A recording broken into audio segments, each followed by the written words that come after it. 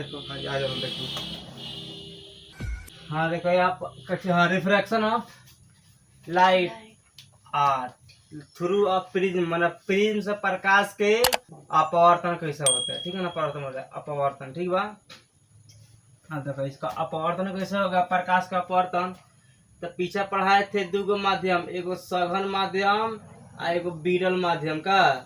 सघन मतलब होता है कमजोर माध्यम आ विरल मतलब क्या होता है तगड़ा माध्यम का, बताए थे। तो ये बताओ अभी हवा से जब पानी, हवा में से जब प्रकाश पानी में जाएगा, यानी विरल से सघन में जाएगा, तो विलंब के ओर का होता है मुड़ जाता है, मुड़ता है ना। तो देखो ये प्रकाश है, ये लाइट है, मानो यहाँ से कोई लाइट आ रहा है, ठीक है ना, कोई प्रकाश है। अब लाइट जब इधर से आएगा, जब प्रिज्म में एंटर करता है, प्रिज्म में जब यहाँ दाखिल होगा तभी क्या हो जाएगा, अविलंब की ओर मुड़ जाएगा इधर का। और जब यहाँ से फिर ये निकलेगा तो अविलंब से दूर भाग जाएगा, ठीक है ना। यानी यहाँ से अविलंब में, यहाँ से प्रिज्म में आया तो अविलंब की ओर आया है, और प्रिज्म से निकला है तो अविलंब से दूर भाग गया, ठीक है ना। तो इसलिए इसका इस तरह इसका रिफ्लेक्शन होता है, इसमें जानना। देखो पी क्यों है, ये का इंसिडेंट है, आपतित किरण का, आई आपतित किरण है। फिर यहाँ से क्यू आर जो यहाँ पे ये है, ई का रिफ्लेक्टर रे, मतलब परावर्तित किरण का, परावर्तित किरण हो गया। और फिर देखो यहाँ पे, अब यहाँ पे जो आर एस ये है, ये हो गया हम लोग के निर्गत किरण, ठीक है ना। और कोणवा जो बना है निर्गत कोण, ठीक है ना। ई का हो गया निर्गत कोण, और आर एस का हो गया निर्गत किरण, ठीक है ना। ई निर्गत कोण, ठीक है ना। ई निर्गत कोण यहाँ पे लिख सकता है लो, एंगल ई बराबर एंगल ई हो गया आप लोग का इमर्जेंट एंगल, इमर्जेंट एंगल, ठीक है ना। मतलब हो गया निर्गत कोण, समझ में आया। तो एंगल ई का हो गया निर्गत कोण, आर एस का हो गया, आर एस का हो गया, अरे आर एस हाई हो गया निर्गत किरण, हाई निर्गत कोण। अरे देखो यहाँ से जो ये अभिलंब से और इस अभिलंब से जो यहाँ पे बीच में बना हुआ है कोण, इसको बोलते हैं विचलन कोण, ठीक है ना, यानी एंगल ऑफ डिविएशन, ठीक, एंगल ऑफ डिविएशन। अब देखो इसमें कौन कौन बराबर होता है, तो देखो angle I plus angle emergent ray किसके बराबर होगा, तब प्रिज्म के एंगल, यानी angle A plus angle of deviation, E का होता है एक दूसरे के बराबर होता है, समझ में आया ना। मतलब देखो इसका हो जाएगा, संकेत में इस तरह लिखा सकता है कि angle I plus angle E. तो एंगल ई कौन सी बोल रहा है, एंगल ई कौन सी है, अरे इमर्जेंट रे है ना, इमर्जेंट एंगल, एंगल अगर इसको ई लेकर चलेगा तो एंगल, और यहाँ पर आर एस लेकर चलेगा तो रे का। अब बराबर यहाँ पर एंगल ए प्लस एंगल कौन सा है, तो क्या होगा एक दूसरे के बराबर होता है, कौन कौन, तो इंसिडेंट यानी एंगल ऑफ इंसिडेंट, और यहाँ पर इमर्जेंट एंगल का, इमर्जेंट एंगल, और यहाँ पर प्रिज्म के एंगल, और यहाँ पे ये एंगल ऑफ डेविएशन का होता है एक दूसरे के हाई कोण, हाई या हाई जोड़ने के बाद ये और इसके बराबर होता है, बीच में होता है कि बराबर होता है बराबर। प्रिज्म देखो हाई पे इसको बोलते हैं प्रिज्म, समझ में आया ना। ये प्रिज्म में ये प्रकाश के अपवर्तन करता है बहुत अच्छा तरह से, ठीक है ना। प्रकाश में कितना रंग है, 7 गो, लेकिन ये 7 गो रंग दिखा देता है, ये बोलता है हम तुमको दिखाने का काम करेंगे, तो दिखाने काम करता है। अभी दिखाएंगे सही कैसे 7 गो होता है, पहले इसके बारे में कुछ फंडा समझ लो। इसको अगर कॉपी या किताब बनेगा तो कैसा बनेगा, त्रिभुज की तरह, इस तरह बनेगा, ठीक है ना। देखो वो एग्जाम में बहुत तरह फंसा दिया, हम लोग फंसा दिया था। अब पूछता है कि बताओ प्रिज्म में कितने सतह होते हैं, तो लेकर सब खटाक से बोलेगा 1 2 3, तो खटाक से मार देगा साफ मार कर, वो भी मारेगा इस तरह गलती, लो ऐसा करो, जहां 3 गो मारा के मार दिया गलती। प्रिज्म कैसा होता है, तो इससे 5 गो सतह होता है, कगो 5 गो, कभी 3 गो मत बोलना, क्योंकि इसके हिसाब से मत चलना, ठीक है ना। उस तरह बनता है कॉपी पर, लेकिन इसमें कितना सतह होता है, 5 गो। अब होता है कैसे देख लो, 1 गो सतह, 2 गो सतह, 3 गो हुआ नु, एगो है 4 गो, एगो है 5 गो, कितना सतह होता है 5 गो। 3 पर नहीं मराएगा, 3 पर मार देगा लो तो नंबर नहीं देता है, ठीक है ना। तब प्रिज्म में कितना सतह होती है? 5 सतह होती है, याद रखना, ठीक है ना। भले इस तरह बनता है, बनाने के लिए इस तरह बनेगा, लेकिन इसका सतह होता है 5 को। देखो अभी कैसे करेगा, देख लो यहाँ पे, इस प्रिज्म को कोई इस तरह रख देना है, ठीक है ना।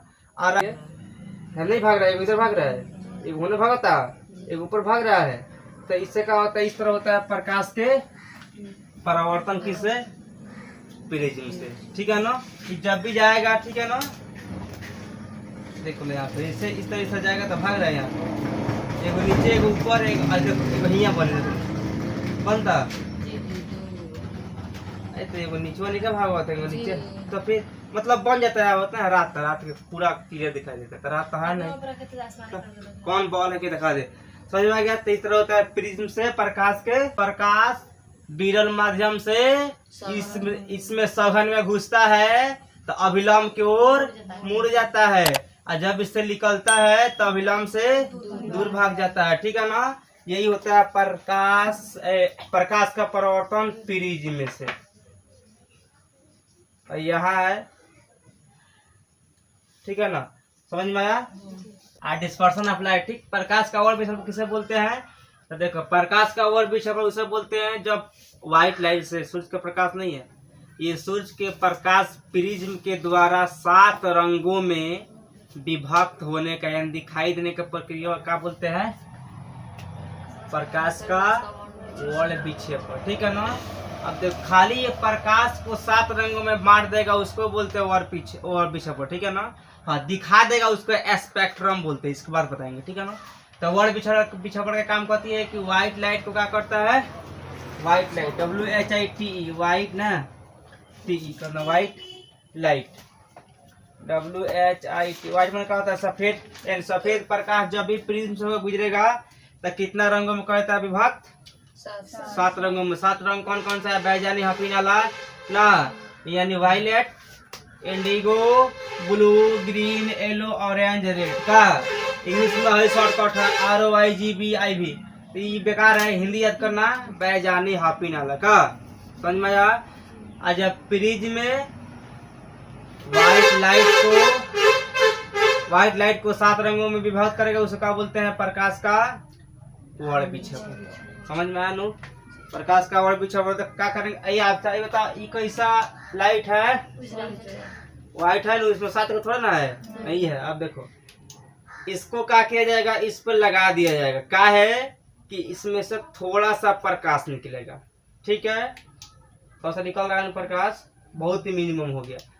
और देखो इस प्रिज्म का कार्य क्या करेंगे, इसके आगे रखेंगे, ठीक है ना, और इससे प्रकाश के हम लोग अपवर्तन कराएंगे, ठीक है ना। तो अब समझ में आ जाएगा, ठीक है ना, कितना रंगों में है। देखो तो बढ़िया से दिखाई लग नो, दिखाई लगता है। इसे क्या बोलते हैं? प्रकाश के वर्ण विक्षेपण, ठीक है ना। मतलब जो प्रकाश श्वेत प्रकाश था तो ये क्या किया था, उसको 7 रंगों में बांट दिया था, तो क्या हो गया? प्रकाश के वर्ण विक्षेपण। हाँ, 7 रंग जो दिखाई दे रहा था रंग वहाँ, उसी को बोलते हैं स्पेक्ट्रम, ठीक है ना। तो इसके बाद स्पेक्ट्रम लिखेंगे, इसमें कोई दिक्कत? वर्ण विक्षेपण में 7 गो रंग है। ये न्यूटन डिस है, न्यूटन जी बताए थे कि सूर्य के प्रकाश में कितना रंग होता है? 7 गो। ये न्यूटन जी बताया, कब बताया है? 1665 में बताया थे, ठीक है ना, न्यूटन जी। अब देखो अभी दिखाया है 7 गो रंग प्रकाश में, आइए ये कितना 7 गो रंग है। अब बताओ 7 गो रंग कैसे व्हाइट दिखाई देता है, ये भी जानना जरूरी है का। तो ये हो गया न्यूटन डिश, ये हम लोग का डिश नहीं है, न्यूटन डिश का डिश है, ठीक है ना। अब न्यूटन डिश दिखाएंगे कि कैसा ये रंग जो है सब एक साथ मिलकर और व्हाइट दिखाई देता है। अभी इसको दिखाएंगे, ठीक है ना। तो जितना देर घूर्णन करेगा ना उतना ही इसका रंग बदलेगा नहीं, व्हाइट होगा। अब घूर्णन का मतलब क्या होता है? ये अभी नाचेगा, अभी डांस करेगा तो देखना तुम लोग को व्हाइट दिखाई देगा, ठीक है ना। अभी दिखाई दे रहा है कितना? 7 रंग के, ठीक। अब अभी ये डांस करेगा तो अब इसका रंग कैसा दिखाई दे गया? ब्राउन। तुमको ब्राउन दिखाई दे रहा है, लोग कहते हो व्हाइट, कोई दिक्कत? अब बंद कर दिया तो अब देखो ये बंद हो गया, कैसा इसमें आ जाएगा? बंद होने के बाद इसका देखना रंग 7 रंग वापस दिखाई दे दिया, दिया रुक गया भाई दिखाई देने लगा नु और नाचा था कितना रंग दिखाई दे रहा था वाइट मन डांस कर रहा था तो कैसा रंग था और रुक गया था कैसा रंग है क्यों मतलब ये क्यों इस तरह हुआ है ऐसे मानो ये नाच रहा है तो फिर इसका हो गया उतना हो गया नु वाइट दिखाई दे रहा है भाई अमर कलर का पियर उजर ना वाइट देख लो इतना तेज नाच रहा है कि हाथ छोड़ देगा ये खाली देखा समझा है अब देखो इसमें दिक्कत का अब बताओ इक्कीस दिखाई दे रहा है रुक तो भाई कहीं रुक गया था 7 गो रंग के हो गया और चल गया तो 1 रंग का है देखो इसलिए चूंकि हम लोग का जमीन जो है ना ये घूर्णन कर रहा है ये चल रहा है नहीं सुना है लो पृथ्वी चल रहा है तब पृथ्वी जब चल रहा है इसी कारण का होता है प्रकाश के 7 रंग एक रंग में दिखाई देता है कैसा व्हाइट रंग में ठीक है ना तो इसका काम यही होता है कि 7 गो प्रकाश को एक कलर में दिखाता है कौन ये इसको क्या बोलते हैं न्यूटन डिश कौन डिश है न्यूटन डिश आइए व्हाइट प्रकाश को 7 गो रंग में दिखाता है कौन ये प्रिज्म में कची है प्रिज्म में ये प्रिज्म है ये वाला प्रिज्म है तब प्रिज्म का काम क्या है कि व्हाइट लाइट को 7 गो रंग में दिखा देना का और इसको क्या है 7 गो रंग को व्हाइट बना देना समझ में आया कोई दिक्कत स्पेक्ट्रम स्पेक्ट्रम तक वर्णपट कची होता है पहले कची बताए थे डिस्पर्सन ऑफ लाइट का प्रकाश का वर्ण विक्षेपण और वर्ण विक्षेपण का हो रहा था 7 गो रंग दिखाई दे रहा था ठीक है दे रहा था तो वही जब 7 गो रंग में जब देखो 7 गो रंग के देखो समझो पहले डिस्पर्सन ऑफ लाइट यानी प्रकाश के वर्ण विक्षेपण और वर्णपट में क्या अंतर है समझो प्रकाश का वर्ण विक्षेपण का सिर्फ काम ये होता है कि सिर्फ वो 7 गो रंग में विभक्त कर देता है बांट देता है किसके सहायता से प्रिज्म के सहायता समझ में आया ये वर्णपट में क्या होता है जो प्रिज्म से ठीक है ना 7 गो रंग विभक्त होता है यानी बांटता है दूसरी ओर साफ साफ दिखाई देता है जो रंगीन पट्टी एक 7 रंग का पट्टी ने दिखाई दिया था उसी को हम लोग क्या बोलते हैं वर्णपट ठीक है ना यानी वर्णपट वो है जो कि देखो प्रकाश के वर्ण विक्षेपण के सहायता से यानी वर्ण विक्षेपण के कारण 7 रंग के जो रंगीन पट्टी प्राप्त होती है उसे क्या बोलते हैं हम लोग वर्ण विक्षेपण नहीं वर्णपट बोलते हैं ये वर्णपट हो गया रंगीन प्राप्त हो गया पट्टी तो क्या हो गया वर्णपट अब प्राप्त जौन के का हो गया प्रकाश का वर्ण विक्षेपण ये वर्णपट वो वर्ण विक्षेपण ठीक है ना समझ में आया तो इसीलिए जब भी इधर प्रकाश अगर एग्जाम में बोले कि प्रिज्म से होकर 7 रंग के रंगीन पट्टी दिखाई देता है वो किसके कारण दिखाई देता है ठीक है ना अगर किसके कारण विभक्त करता है तो क्या हो जाएगा प्रकाश का वर्ण विक्षेपण क्यों दिखाई देता है तो उसका रीजन क्या है वर्णपट के कारण ठीक है ना उसे क्या बोलते हैं वर्णपट बोलते हैं ठीक है ना वर्णपट देखो 2 तरह का होता है 3 तरह का होता है एक होता है वर्णपट तो वर्णपट में सिंपल होता है कि 7 रंग के पट्टी दिखाई देगा उसे क्या बोलते हैं वर्णपट ठीक है ना अब देखो एक यहाँ पर ये होता है कि एक होता है प्योर स्पेक्ट्रम एक होता है इम्प्योर ठीक है ना इम्प्योर प्योर में क्या होता है प्योर स्पेक्ट्रम ये होता है कि 7 रंग के रंगीन पट्टी साफ साफ दिखाई देता है तो अगर साफ साफ दिखाई दे देगा तो क्या बोलेंगे शुद्ध वर्णपट अगर दिखाई दे रहा है तो वर्णपट ठीक है ना वो कौन सा भी दिखाई दे लिखा हो गया 7 रंग का दिखाई दे रहा था क्या हो गया वर्णपट अगर पूरा साफ साफ दिखाई देता क्या बोलेंगे शुद्ध वर्णपट अगर साफ साफ नहीं दिखाई दे मतलब एक दूसरे पर दिखाई देता क्या बोलते हैं अशुद्ध वर्णपट समझ में आना अशुद्ध वर्णपट अब यहाँ देखो लाल रंग का जो तरंग होता है ना वो सबसे अधिक होता है इसलिए उसका विचलन कम होता है ठीक है ना लाल देखो विचलन फिचलन मतलब क्या होता है देखो लाल रंग का अधिक क्या होता है अभी स्पेक्ट्रम से अभी दिखाए थे तो ज्यादा कौन सा रंग लग रहा था रेड लग रहा था नु और उसके बाद से बैगनी था नु तो देखो लाल जो रंग है ना लाल रंग तो लाल रंग के क्या होता है इसका तरंग दैर्घ्य होता है ना तरंग दैर्घ्य जो होता है ना इसका लाल रंग का ये ज्यादा होता है तो इसका तरंग दैर्घ्य जब ज्यादा होगा तो ये विचलन कम होगा मतलब ये जितना तरंग दैर्घ्य ज्यादा रहेगा ना उतना का कम दिखाई दे रहा था ज्यादा कम दिखाई दे रहा था हम लोग का बैगनी वाला ठीक है ना दिखाई देता था अभी दिखा दे बैगनी वाला था ना विशेषता तो इसमें क्या होता है जिसका तरंग दैर्घ्य ज्यादा होता है उसका विचलन कम होता है तो एग्जाम में क्वेश्चन आया था कि लाल रंग का तरंग दैर्घ्य कैसा होता है तो अधिक होता है और इसका विचलन कम होता है और बैगनी का तरंग दैर्घ्य का होता है कम होता है, विचलन ज्यादा होता है। समझ में आनू? इसका तरंग दैर्घ्य ज्यादा तब विचलन कम, और उसका तरंग दैर्घ्य कम तब विचलन ज्यादा। कौन रंग के? बैगनी। ठीक है ना, बैगनी। समझ में आया? कोई दिक्कत? इसको उतार देख लो बा। सब कौन दिखाई देता? बैगनी दिखाई देता। का है? तो बैगनी का तरंग दैर्घ्य कितना बा? कम बा, माने ओकर वायुमंडल में तरंग दैर्घ्य कम बा और विचलन का बा? ज्यादा बा। आ लाल के तरंग दैर्घ्य ज्यादा बा तो विचलन समझ में आई लू? अब देखो, अगर कोनो है तो दिखाई दे ओवरलैपिंग, तो उसको बोलते हैं अशुद्ध वर्णपट। और कोई अगर साफ साफ दिखाई दे दी पूरा है क्लीन तो शुद्ध वर्णपट। आएगा दिखाई दी साफ दे चाहे मत दे, ठीक खाली दिखाई दे दो हमनी के, तो उसे क्या बोलते हैं? वर्णपट। समझ में आई वर्णपट? ना कब होता है इंद्रधनुष भाई? उगता कब है? जब बारिश हुई तभी उगे। पहले कहाँ ना उगता है? लेकिन तो पहले उगता है ना, जब पानी होगा तब उगेगा। जब पानी हुई तो लोग का कहीं उगल पौधे पानी सुखाता क्या भाई? पानी लेके आता होते फिर बरसी। देखो गलत बात है, समझो। पहले लोग जानकारी नहीं था तो लोग बोल दिया। देखो बारिश के समय में आखिर ये दिखाता क्यों दिखाई देता है का? रीजन ये है, देखो कभी भी इंद्रधनुष दिखाई देगा तो याद रखना सूर्य के विपरीत दिखाई देता है। विपरीत मतलब जैसे सवेरे सूर्य इधर से उगता है तो इधर दिखाई देगा, ठीक है ना। शाम को चमकेगा तो इधर दिखाई देगा, उधर ही दे सकता है। तो इंद्रधनुष कभी भी दिखाई देगा तो सूर्य के विपरीत दिशा में, ठीक है ना, यानी उल्टा दिशा में। समझ में आया?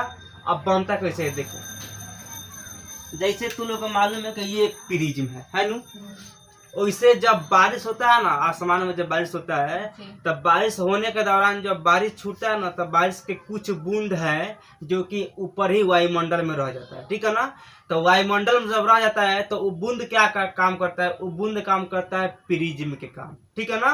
वो बूंद कथी काम करता है? प्रिज्म के। क्यों काम करता है? क्योंकि देखो जब ऊपर से सनलाइट प्रकाश जब आता है, ठीक है ना, जब आके जब उस बूंद पर पड़ता है तो वो बूंद क्या करता है? प्रिज्म की तरह अपना काम करता है, यानी 7 रंगों में विभक्त कर देता है।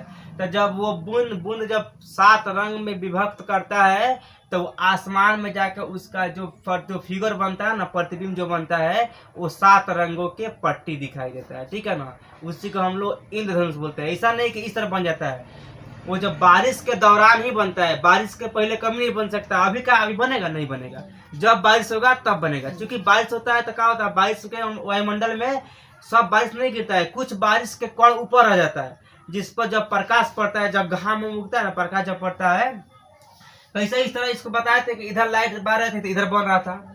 उसे जब प्रकाश आता है, जब उसमें रिफ्लेक्शन करता है तो वो 7 रंगों के एक रंगीन पट्टी बना देता है, ठीक है ना, जिसको हम लोग क्या बोलते हैं? इंद्रधनुष। उसका मेन कारण क्या होता है?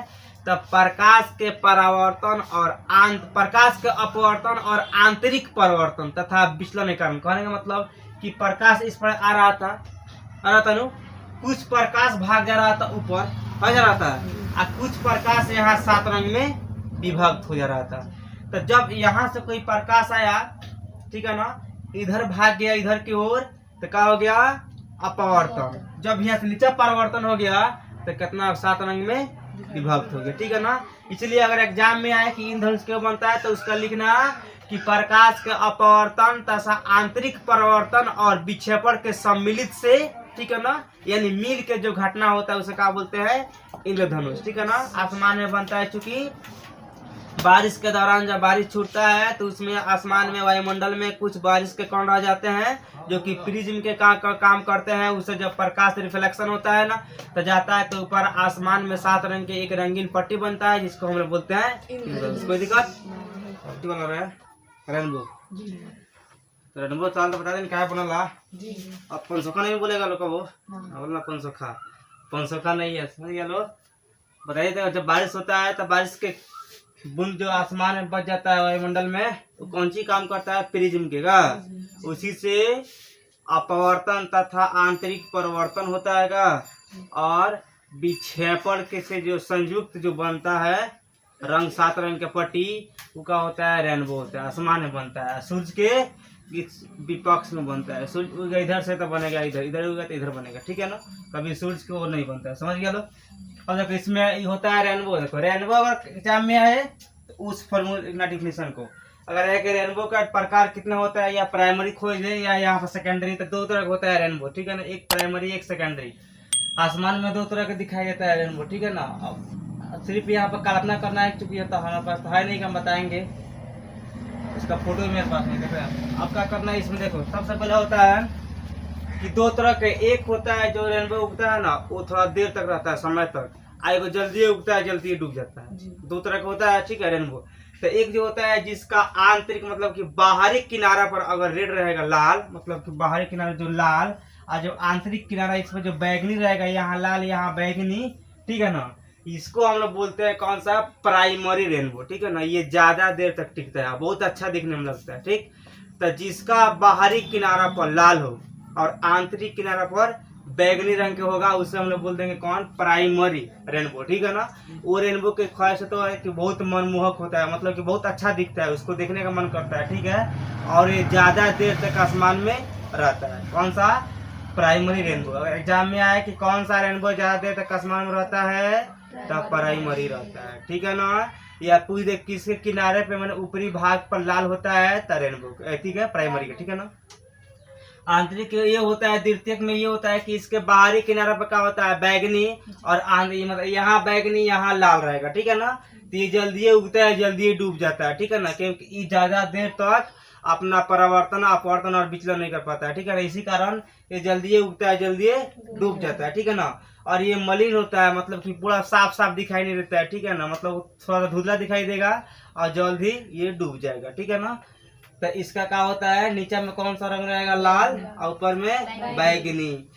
अब बैगनी और लाल का आता है, देखो कल बताए थे कि जिसका तरंग ध्वज ज्यादा है उसका विचलन कम रहेगा, का जिसका तरंग ध्वज कम रहेगा उसका विचलन ज्यादा रहेगा। यानी लाल का वेवलेंथ का है ज्यादा है तो विचलन कम है, और बैगनी का है यहाँ पे वेवलेंथ कम है तो विचलन ज्यादा है, ठीक है ना। मतलब मोटा आदमी पतला आदमी का होता है, मोटा आदमी को बोल दौड़ने के लिए तो फसाक से गिर जाएगा, का पत्रिका चल जाएगा, तेजी में दौड़ जाएगा। तो इसलिए जो मोटा होता है वो दौड़ नहीं पाएगा, का, और जो पतला होता है वो दौड़ पाता है, ठीक है ना। रेस की तरह है, जो दौड़ेगा नहीं वो खा के मोटा जाएगा, और जो खा के मोटाएगा नहीं वो दौड़े में तेज रहेगा। वही रंग का काम है, तो लड़का मोटा है तो क्या होता है, ये दौड़ता कम है, ये विचलन कम होता है, ठीक है ना। और जो यहाँ पर बैगनी है ये पतला है तो दौड़ता ज्यादा है, समझ में ना। दो तो खत्म हुआ रेनबो वाला, प्राइमरी खत्म, आज सेकेंडरी खत्म ना। अब देखो वायुमंडलीय अपवर्तन क्या होता है, देखो वायुमंडल में घटने वाली जो भी होता है प्रकाश का अपवर्तन कारण सबको क्या बोलते हैं, वायुमंडलीय अपवर्तन। वायुमंडलीय अपवर्तन के कारण ही तारा टिमटिमाता है, उसी कारण ग्रह नहीं टिमटिमाता है। तारे की आभासी स्थिति यानी अग्रिम सूर्योदय और विलंबित सूर्यास्त, ये सूर्यास्त कब होता है, क्या होता है, और सूरज जब उगता है तब चपटाकाय दिखाई देता है, अंडाकार, ठीक है ना। आज डूबता है तभी अंडाकार दिखाई देता है, लेकिन बीच में क्या वायुमंडल में क्यों कोई घटना घटता है अपवर्तन के कारण, समझो पहले का बात। देखो तुम लोग तो घर में देखा होगा, लोग खाना वगैरह बनता है तो देखना जब अदहन वगैरह खोलता है ना, जब उसमें से उष्मा निकलता है, ठीक है ना, हवा, तो जब हवा से तुम ए पार से ओ पार देखेगा ना तो झिलमिल झिलमिल दिखाई देता है, ठीक है ना। चाहे गैस से खाना बनता है तो गैस अब खाना बनेगा ना, जब उसमें से निकलता है भाप, ठीक है ना, हवा, तो हवा से तो देखेगा ना, इधर देखेगा तो उधर का होता है, उधर झिलमिल झिलमिल हिलता डुलता वस्तु दिखाई देता है, ठीक है ना।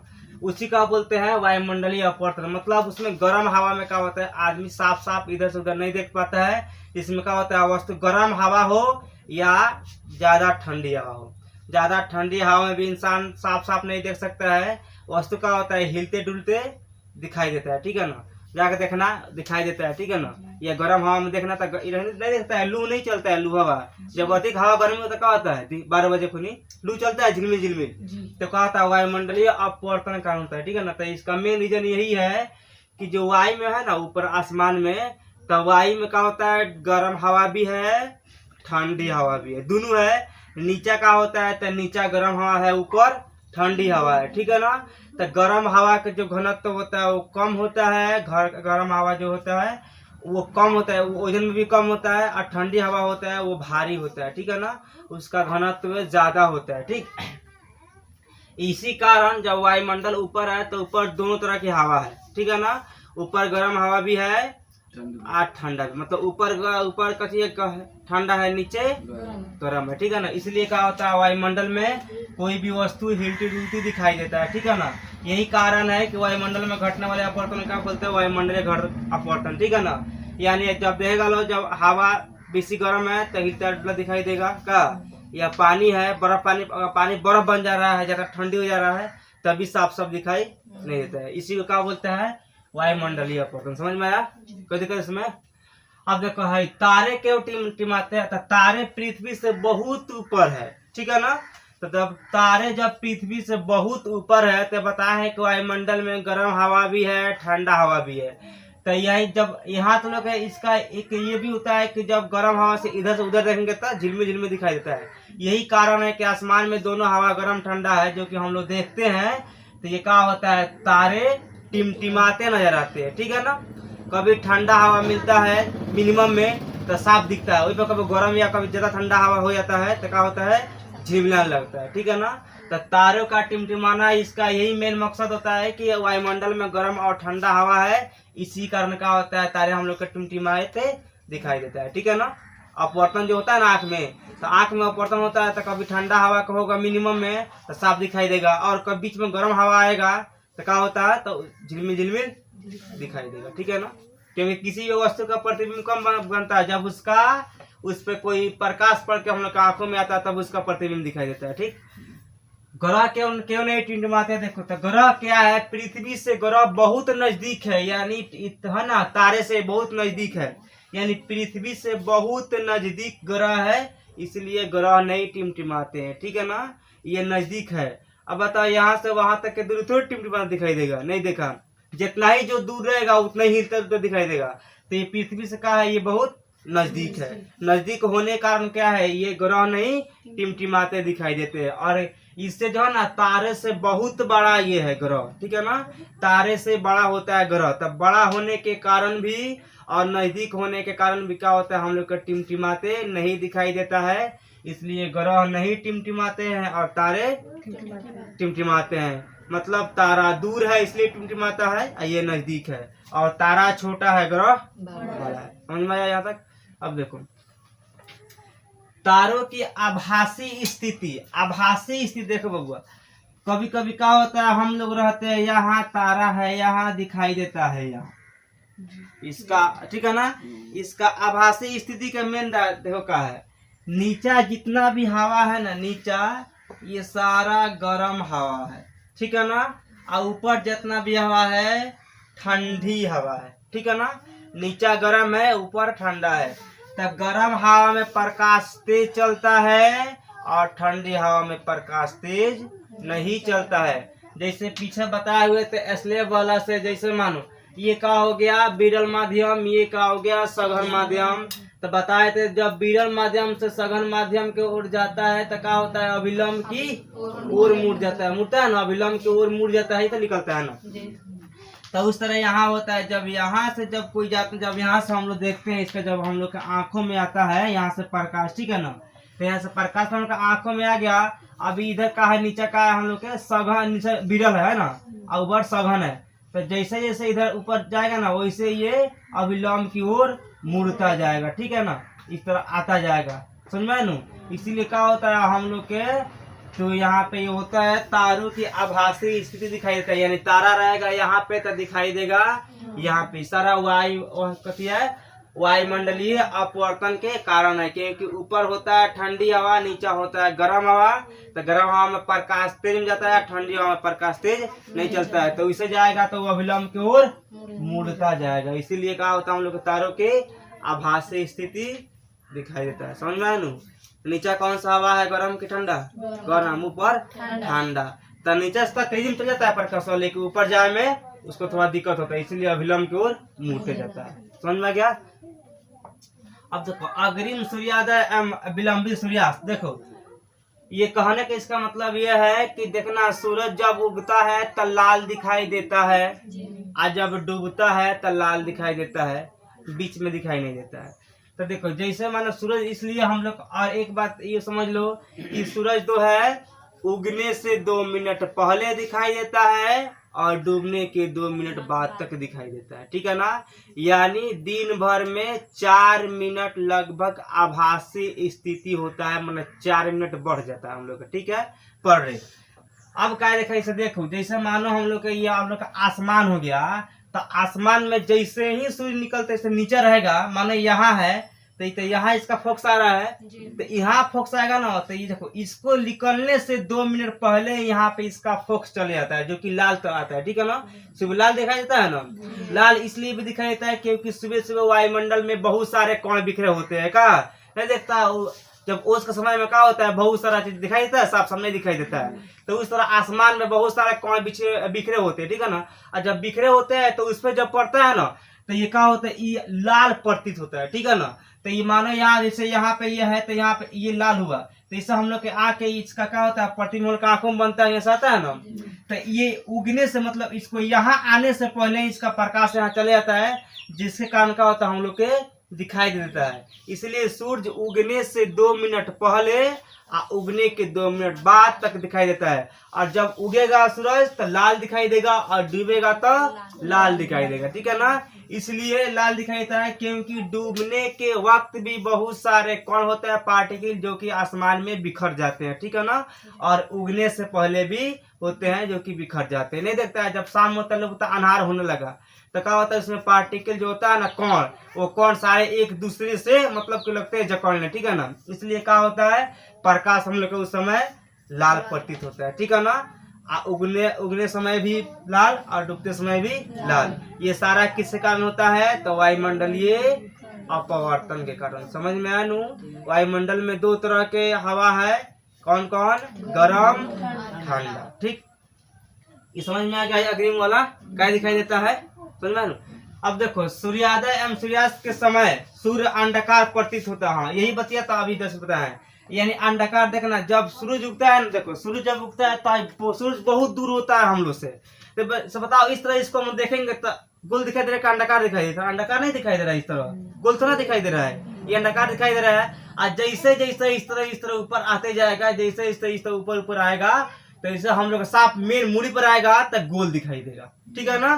क्योंकि देखो इस तरह मानो है दूर हुआ, इस तरह नजदीक आता है, नजदीक नहीं आता है। और जब नजदीक आता है तो क्या होता है, हम लोग के ऊपर भी गोल दिखाई देता है। यानी जब आता है 12 बजता है ना, तो सूरज का होता है गोल दिखाई देता है, लेकिन उगते समय चपटा दिखाई देता है या अंडाकार, क्योंकि उगते समय जो होता है पृथ्वी से बहुत दूर पर सूर्य होता है, इसी कारण हम लोग का होता है अंडाकार दिखाई देता है, ठीक है ना। और डूबते वक्त भी बहुत दूर जाकर डूबता है, इसीलिए क्या होता है, अंडाकार दिखाई देता है। क्योंकि सूर्य इस तरह चढ़ता है, चढ़ते चढ़ते यहाँ पे आते आते आते आते इस तरह चल जाता है, का तो इधर जाएगा तभी अंडाकार, इधर आएगा तभी अंडाकार, लेकिन बीच में गोलाकार, ठीक है ना। क्योंकि बीच में आते हुए इस पे पूरा प्रकाश पड़ जाता है, इस चारों ओर से प्रकाश को घेर लेता है, तो अंडाकार दिखाई देता है।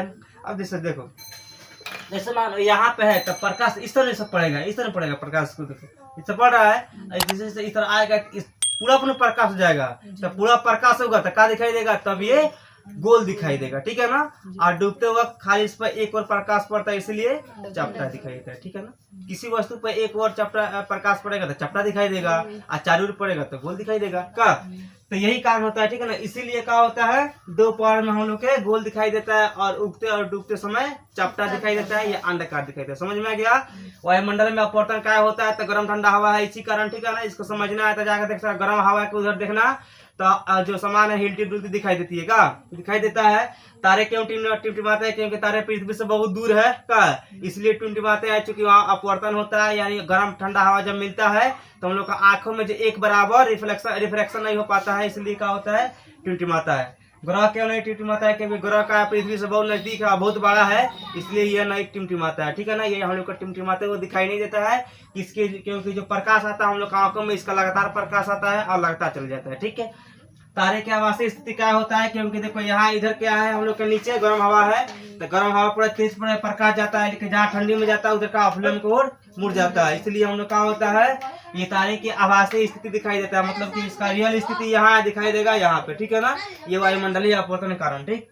फिर यहाँ पर अग्रिम सूर्योदय बताइए दिए हैं, क्या लाल दिखाई देता है, ठीक है ना, क्यों पहले दिखाई देता है, क्योंकि यहाँ पर उगने से पहले ही हम लोग का प्रकाश हम लोग का आंखों में चला जाता है, इसीलिए। ये भी बताइए दिए हैं, ठीक है ना। तो यहाँ पे एक चीज याद रखना कि एक दिन में लगभग 4 मिनट आभासी स्थिति बढ़ जाता है, ठीक है ना। और सूर्य उगने से 2 मिनट पहले दिखाई देता है और डूबने की 2 मिनट बाद। कोई दिक्कत? यही हो गया वायुमंडलीय अपवर्तन के कारण में। एक प्रकाश का परिकिरण कहाँ दिखाई देगा? प्रकाश का परिकिरण कहाँ देखा? जब सूर्य के प्रकाश पृथ्वी से वायुमंडल को जो होता है ना, ये सब छोड़ो, इसका हिसाब देखो। सवेरे सवेरे, ठीक है ना, देखना जब भी सूर्य उगता है और ठीक है ना, और किसी गाछ वृक्ष पर पड़ता है या किसी पानी के बूंद पर पड़ता है तो क्या होता है? प्रकाश छितर जाता है ना, चारों ओर छितर जाता है। नहीं तो देखना घर में अगर प्रकाश आता है कोनो छेद से तो इतना प्रकाश क्या होता है? चारों ओर ही छितर जाता है, छितरता है ना। उस यानी प्रकाश जब कोई कण पर पड़ता है, जैसे मानो है, जैसे कोई बूंद पर अगर प्रकाश पड़ता है, ठीक है ना, आसमान से कोई प्रकाश किरण सुबह आ रहा है, और शीत पर कौन प्रकाश मतलब कौन बूंद होता है पानी से पड़ता है ना, तो प्रकाश क्या करता है? छितार देता है, ठीक है ना, छितारता है, ठीक है ना। अब विभिन्न गैसों में उसको क्या करता है? लेके ऑब्जर्व कर देता है। मतलब देखो यहाँ पे, जैसे मानो यहाँ पे ये कोई पार्टिकल हो गया, कौन हो गया, ठीक बा, ये प्रकाश हो गया। तो देखो मानो इस पे कोई अगर प्रकाश किरण आसमान से आया, जमीन से आया, इस पड़ा, देखो इस पड़ रहा है ना, तो पड़ रहा है, देखो यहाँ पे छितार दे रहा है, छितार रहा है इधर उधर, कुछ छितार रहा है, देखो कुछ छितार दे रहा है, कुछ आगे चल जा रहा है, ठीक है ना। तो ये छितार रहा है ना, इसी का हम लोग बोलते हैं स्कैटरिंग ऑफ लाइट। यानी जब कोई प्रकाश किरण आसमान से आता है, सूर्य से आता है और पृथ्वी पर पड़ता है, और पृथ्वी पर कोई कण होता है, जैसे पानी के कोई बूंद होता है जिसपे प्रकाश किरण पड़ता है, तो क्या करता है? प्रकाश के किरण को चारों ओर बिखेर देता है, फैला देता है, ठीक है ना। तो बिखेरने की क्रिया को क्या बोलते हैं? प्रकाश के परिकिरण। या देखना घर में कहीं छेद से अगर आता होगा आएगा, ठीक है ना, कोई भी प्रकाश आएगा, वहां पर कोई चमकीला चीज लगा देगा लोग, तो देखना पूरा लगता है चमकने, प्रकाश नहीं छितर जाता है चारों ओर, तो छितर जाता है ना, उसी छितरने की क्रिया का बोलते हैं स्कैटरिंग ऑफ लाइट। समझ में आया ना? उसी को बोलते हैं स्कैटरिंग ऑफ लाइट, ठीक है ना। या कोई पानी बह रहा है, कोई पानी तो फेंक रहा है, लिया के लगा दिया आगे, कुछ उसका बाल्टी उठ नहीं, छपाक से पूरा नहीं पड़ जाएगा बाल्टी अपनी है, तो उसी हो जाएगा स्कैटरिंग ऑफ लाइट का ना हो जाएगा। या कोई भी प्रकाश जा रहा है, प्रकाश जा रहा है, बीच में रोक दो, तो बीच में रोकेगा तो इस पर तो नहीं हो रहा है, थोड़ा बहुत हो रहा है, लेकिन कुछ ऐसा चीज होता है ना जो चारों इसको छितार देता है, ठीक है ना। तो इसको क्या बोलेंगे? स्कैटरिंग ऑफ लाइट, ठीक है ना। आकाश का रंग क्यों दिखाई देता है? तो स्कैटरिंग ऑफ लाइट के इसी के कारण दिखाई देता है आकाश का रंग, ठीक है ना, नीला। बादल उजला क्यों दिखाई देता है? तो स्कैटरिंग ऑफ लाइट के इसी कारण, जब प्रकिरण होता है ना नीचे से तो ऊपर जाता है, तो इसी कारण का होता है बादल भी का रंग भी उजला दिखाई देता है। और खातरा के रंग संकेत क्यों दिखाई दे? खातरा के रंग को लाल क्यों रखा गया है? क्योंकि लाल जो है ना हम लोग के आंखों के रेटिना पर बहुत तेज बन जाता है, ठीक है ना। यहाँ से वहां अगर कोई बत्ती बजेगा, उजला व्हाइट थोड़ा कम दिखाई देगा, लेकिन लाल जहां बढ़ गया के दिखाई देता है ना। इसलिए लाल अधिक, देखो लाल के क्या है? लाल का तरंग ध्वज ज्यादा है नु, लाल मोटका है, तो मोटका आदमी तो तेजी में दिखाई देगा, पतला थोड़ा दिखाई देगा, इसीलिए उसको रखा गया है क्योंकि उसको देखने में कोई दिक्कत ना हो। तो देखो जिसका वेवलेंथ, जिसका मतलब तरंग ध्वज ज्यादा है उसका परिकिरण कम है, और जिसका वेवलेंथ कम है उसका परिकिरण ज्यादा है, ठीक है ना। तो इसमें लाल रंग का क्या है? यहाँ पे वेवलेंथ कम है तो परिकिरण ज्यादा है, ठीक है ना। और बैगनी का वेवलेंथ कम है, परिकिरण ज्यादा है। समझ में आया नो? तो स्कैटरिंग ऑफ लाइट के यही समझना है कि कोई प्रकाश किरण आता होगा, दिखाई कहाँ देगा? तो जाना सवेरे सवेरे बगीचा में देखना प्रकाश दिखाई दे देगा, ठीक है ना। सुबह सुबह देखो यहाँ पे नहीं आ रहा है सर, आ रहा है इधर, अभी थोड़ा बिखर गया है, लेकिन जब पहली बार आता है ना प्रकाश तो जाएगा, मतलब जैसे देखना ऐसे मानो कोई घर है, देखो जैसे मानो तुम लोग के घर हो गया, ठीक है ना। इस घर में खिड़की है, तो जैसे खिड़कियां खोलेगा ना तो इससे प्रकाश यहाँ से एब्सॉर्ब होगा और उसमें थोड़ा सा बूंदा बूंदा खाली इस तरह दिखाई देता है ना। तो यही क्या होता है? इसी को हम लोग बोलते हैं स्कैटरिंग ऑफ लाइट। यानी यहाँ से प्रकाश का हो गया फैल गया, ठीक है ना। तब प्रकाश को फैलने की ही क्रिया का बोलते हैं स्कैटरिंग ऑफ लाइट। समझ में आया? कोई दिक्कत? अभी समझ लो बराबर से बोला तो ये देख लो कोलाइड टिंडल इफेक्ट में क्या होता है देख लो भाई सबसे आसान है।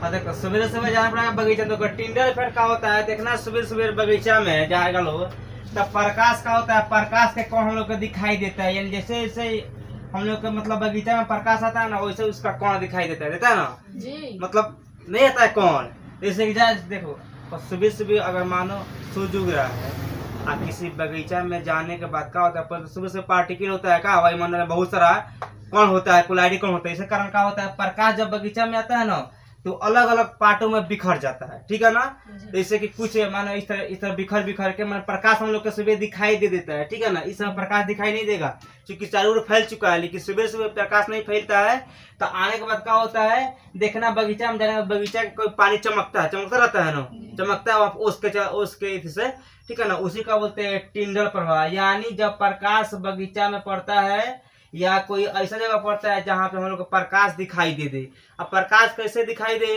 तो देखना बगीचा में डायरेक्ट प्रकाश हो जाता है एक और पे जाता है किरण का उसी किरण का बोलते हैं टिंडल इफेक्ट ठीक है ना यानी कोलाइडी कणों के द्वारा प्रकाश के किरण को क्या बोलते हैं टिंडल इफेक्ट लगभग वो वाला और ये सेम है ठीक है ना वो स्कैटरिंग और ये सेम है लेकिन स्कैटरिंग में ये है कि प्रकाश छितार दे ठीक है ना उसे क्या बोलते हैं टिंडल इफेक्ट ऐसे क्या बोलते हैं छितरल प्रकाश को एक जगह कर दे हम लोग को साफ साफ दिखाई दे उसे क्या बोलते हैं टिंडल इफेक्ट ठीक है ना यानी उसमें इसमें क्या है इसमें देखना रहता है बगीचा में हम लोग सुबह सुबह देख सकते हैं नहीं देखता बगीचा में नहीं प्रकाश आता है को कहीं यहाँ पर आएगा कभी यहाँ पर आएगा कभी यहाँ पर नहीं आता है उसी को हम क्या बोलते हैं टिंडल इफेक्ट ठीक है ना अब देखो टिंडल इफेक्ट समझने के लिए इधर खटक से है ना इधर देखो इसको तो इस तरह ये वाला क्या हाँ तब लाइट बारेंगे समझ में आएगा अरे भाई तो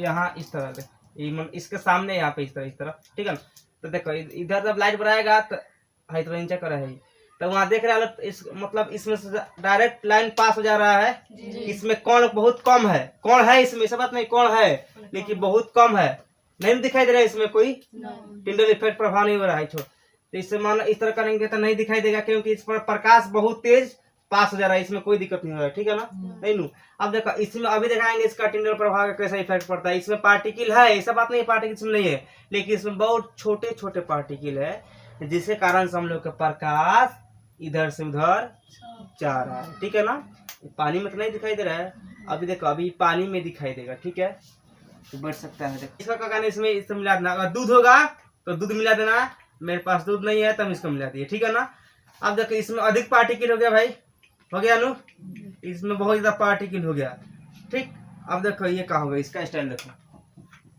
ये अच्छा तरह से प्रकाश के प्रकीर्णन के दर्शाता है आप इस पर अगर हम लोग लाइट बनाएंगे तो देखो यहाँ पे दिखाई दे रहा है कि नहीं इसमें प्रकाश दे रहा नु तो यही प्रकाशों में दिखाई दिया नु इसको हम क्या बोलते हैं टिंडल इफेक्ट ठीक है ना काहे दिखाई दे रहा है तो भाई इसके अंदर अब हो गया ना तनी बड़ा बड़ा पार्टिकल हो गया अब पहले का था छोटा पार्टिकल था तो छोटा पार्टिकल था तो प्रकाश को इधर से उधर कर दे रहा था का लेकिन इसमें अधिक पार्टिकल है तो ये प्रकाश को इधर उधर कर रहा है देखो यहाँ पे दिखाई दे रहा है ये क्या हो गया हम लोग के टिंडल इफेक्ट ठीक है ना ये इसका लेब हो गया ये भी टिंडल इफेक्ट हो गया या प्रकाश बगीचा में आता है तो एक और कौन बिखरता है चमकता है वो भी हो गया टिंडल इफेक्ट कोई दिक्कत को समझ में आया कि नहीं आया ठीक तो इसी को बोलते हैं हम लोग टिंडल इफेक्ट क्वेश्चन किताब में है इसलिए हमको बताना पड़ता है मजबूरी में तो नहीं बताते ठीक है ना एक किताब के अंदर दिया हुआ है फर्स्ट क्वेश्चन यह है कि आकाश नीला क्यों दिखाई देता है तो समझो आकाश नीला दिखाई क्यों देता है इसका रीजन में क्या है देखो हम लोग को मालूम है कि प्रकाश में 7 गो रंग होते हैं ना अब 7 गो रंग में तुम लोग ये भी बात बता दिए हैं कि सबसे ज्यादा किसी का तरंग ध्वज है तो लाल का है ना और सबसे कम तरंग ध्वज है तो बैगनी का लेकिन प्रकीर्णन की बात किया जाए तो सबसे कम प्रकीर्णन है तो लाल के और सबसे ज्यादा है तो बैगनी के तो मालूम है तो क्या होता है यहाँ पे देखो 2 गो रंग यहाँ पे है देखो एक रंग यहाँ पर बैगनी ठीक है ना बैगनी एक यहाँ पर रंग रहेगा एवं नीला ठीक है ना अब देखो समझ से कहानी क्या है तो जितना भी रंग हम इसके छोड़ के जितना भी रंग का प्रकीर्णन है, ये सब रंग का प्रकीर्णन में सबसे ज्यादा बैगनी और नीला का प्रकीर्णन होता है, ठीक है ना। यानी प्रकाश में जितना भी 7 गो रंग है ना, तो 7 गो रंग के जब प्रकीर्णन होता है तो उसमें सबसे ज्यादा प्रकीर्णन होता है तो बैगनी और नीला का प्रकीर्णन होता है, ठीक है ना। यानी जब प्रकाश जो ऊपर से आता है ना, ठीक है ना, उसका कोई प्रिज्म की तरह कोई बूंद पड़ता है या कोई प्रिज्म पड़ता है, तो जब वो प्रकाश को जब छितारता है ना वहां से, ठीक है ना, तो सब ज्यादा दिखाई देता है तो बैगनी और नीला, ठीक है ना। और सब रंग बहुत कम दिखाई देता है। ये दोनों रंग का प्रकीर्णन सबसे ज्यादा होता है और ये दोनों में भी सबसे ज्यादा प्रकीर्णन होता है नीला का। इसलिए आकाश हम लोग का दिखाई देता है, इसलिए हम लोग का आकाश नीला दिखाई देता है, ठीक है। ये नीला दिखाई देने का सबसे बड़ा कारण है कि जब प्रकाश के प्रकीर्णन होता है तो, ठीक है ना, तो सारे रंग का प्रकीर्णन होता है, लेकिन सबसे ज्यादा किसी रंग का प्रकीर्णन होता है तो बैगनी और नीला। और इसमें भी सबसे बेसी किसी का होता है प्रकीर्णन तो किसका, नीला रंग के। इसलिए आकाश नीला दिखाई देता है, समझ में आनू। और लंबा लैसा लिखना होगा वही बोल देंगे, देखो समझो है। देखो यांत्रिक यात्री को आकाश काला क्यों दिखता है। यांत्रिक यात्री मतलब जो लोग आसमान में ऊपर जाते हैं ना सर्च करने खोजने, उस सब का आकाश क्यों काला दिखाई देता है। देखो यहाँ का, अब बताओ कोई कमरा है जिस कमरा में कोई लाइटें नहीं है, चारों ओर से बंद है, तो वहां पे हम लोग जाएंगे तो कहाँ से प्रकाश मिल जाएगा। नहीं दिखाई देगा उसमें का सामान कोई नहीं दिखाई देगा, क्योंकि वहां पर लाइट नहीं दिखाई कहाँ देगा, ठीक है ना। इसमें लाइट रहेगा तब ना कोई चीज प्रकीर्णन करेगा या कोई चीज दिखाई देगा। तो वैसे ही आप देखो, जब कोई आदमी आदमी जब यांत्रिक्ष में सफर करता है कोई इंसान, तो यांत्रिक्ष में क्या है, देखो यांत्रिक्ष में कोई कणे नहीं है, ठीक है ना। यांत्रिक्ष में कोई कण नहीं है, ठीक है ना। और देखो, और यांत्रिक्ष में वायुमंडल में नहीं है, तो जब यांत्रिक्ष में वायुमंडल में नहीं है तो वहां प्रकाश पहुंचेगा नहीं, और जब वहां प्रकाश पहुंचेगा नहीं तो प्रकाश प्रकीर्णन करेगा नहीं, और जब प्रकाश प्रकीर्णन करेगा नहीं तो वहां तक कला दिखाई देगा का। तो यहाँ यही होगा, ठीक है ना, कि कोई यानी वायुमंडल में जो होता है ना, वायुमंडल में कोई कण नहीं है, ठीक है ना। तो जब वायुमंडल में कोई कण नहीं है तो वहां पे कोई भी प्रकाश नहीं पहुंचता है, और जब प्रकाश नहीं पहुंचेगा तब प्रकीर्णन कहाँ से होगा।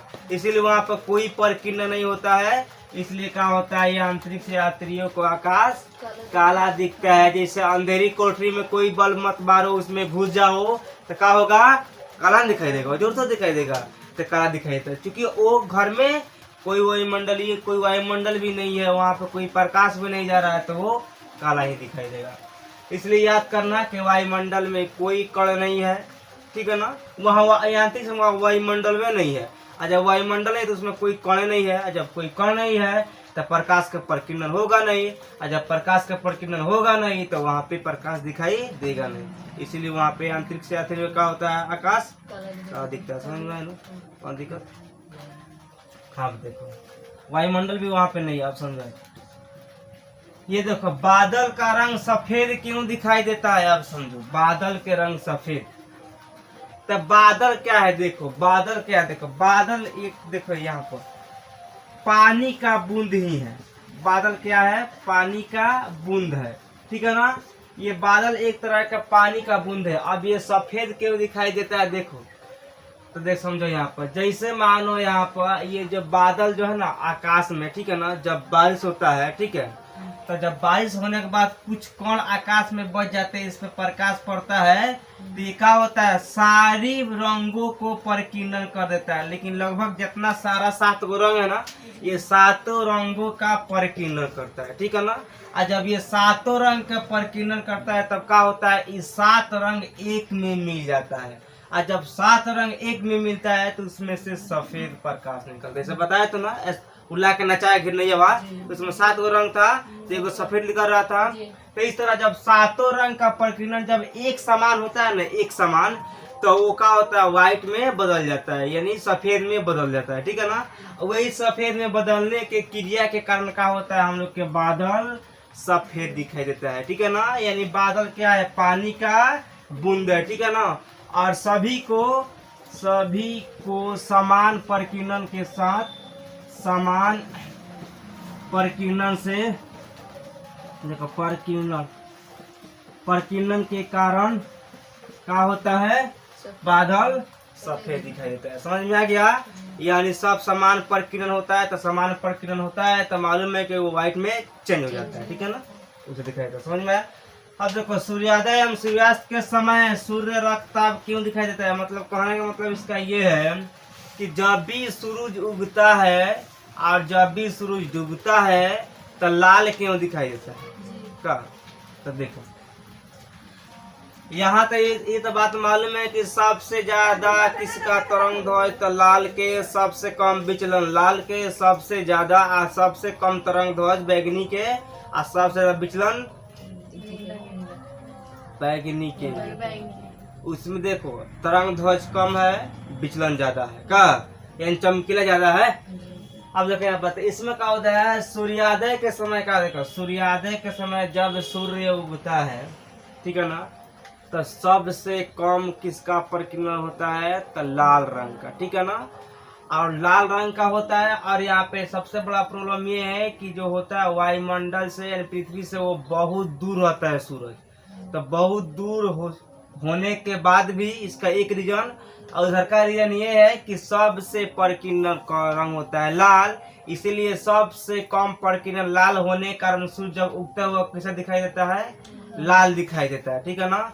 अब जैसे जैसे जैसे ऊपर आते जाता है ना, ठीक है ना, वैसे वैसे इसमें सारे रंग मिल जाते हैं। तो जब सारे रंग मिलते हैं तो कैसा बन जाता है, सफेद बनता है ना। मतलब जैसे जैसे ऊपर आएगा तो इसमें जब सारा रंग मिलेगा, जब 7 गो रंग मिल जाएगा तो सफेद नहीं बनता है। तो ऊपर क्या हो जाएगा, हम लोग के सामने आता मतलब साफ सफेद बन जाता है, क्योंकि यहाँ पूरा रंग एक जैसा मतलब पूरा रंग मिल जाता है। तो जब पूरा रंग मिलेगा 7 रंग तो सफेद दिखाई देता है।